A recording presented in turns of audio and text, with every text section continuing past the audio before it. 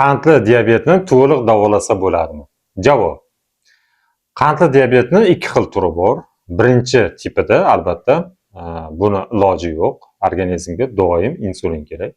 Ikkinchi tipida esa kasallikni remissiya ko'rinishiga, ya'ni uzoq vaqt qand tushiruvchi dorilarsiz ham inson, ya'ni bemor yashashi mumkin.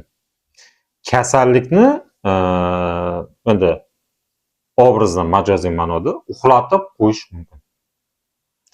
Lekin bu degani, agarda inson turmush tarzini yaxshilamasa, ya'ni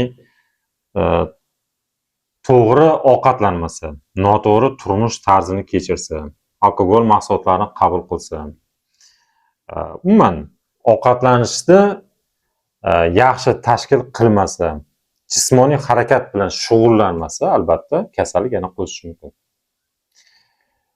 Qandli diabet kasalligi bilan insonlar hattoki 100 yil ham yashashi mumkin. Bu hukm emas.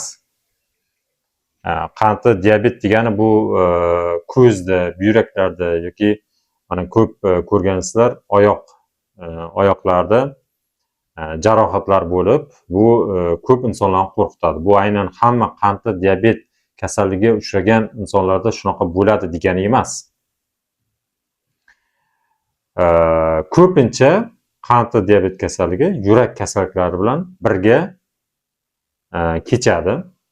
Lekin bu ham agarda to'g'ri sog'lom turmush tarziga rioya qilinsa, albatta og'ir asoratlarni oldini olish mumkin. Maqsad bizlar yurakda, buyrakda, ko'zda, qon tomirlarda, umuman organizmdagi hamma qon tomirlarda og'ir asoratlar kelib chiqishini oldini olishimiz kerak. Bu uchun esa bor yo'g'i sog'lom turmush tarziga rioya qilish kerak. Bu nima degani? Birinchi navbatda ortiqcha vazndan xalos bo'lish.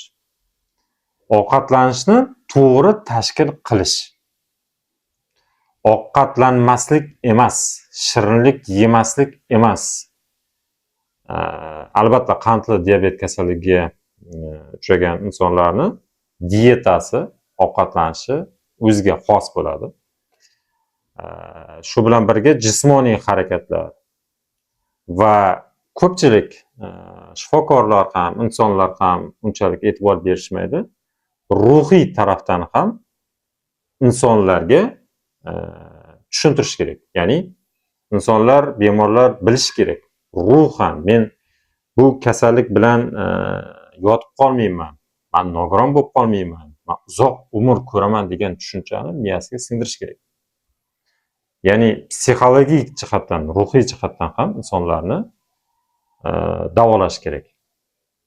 Agarda ruhiy tarafdan bemorni tayyorlamasak, butun organizmda hamma salbiy tarafdan o'zgarishlar yo'qolmaydi.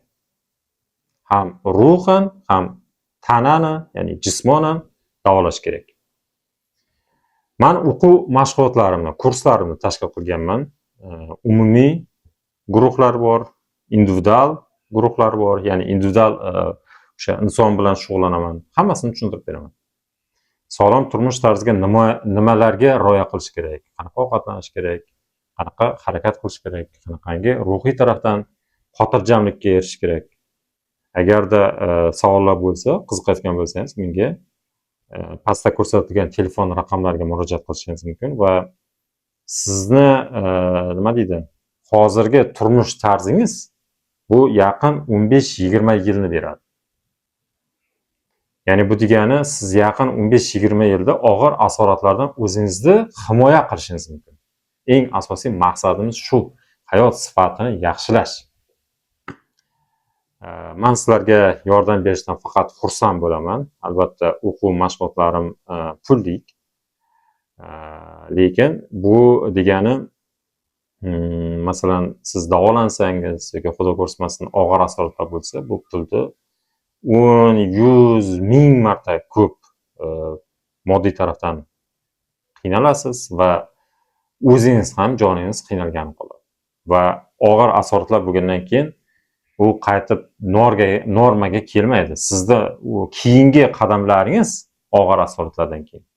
organizmda hech bo'lmasa bundan ham og'ir asoratlarni oldini olmaslik uchun harakat qilinadi. Bularning hammasini esa bor yo'g'i sog'lom turmush tarziga rioya qilish bilan bularni oldini olsa bo'ladi. O'zingiz asrang.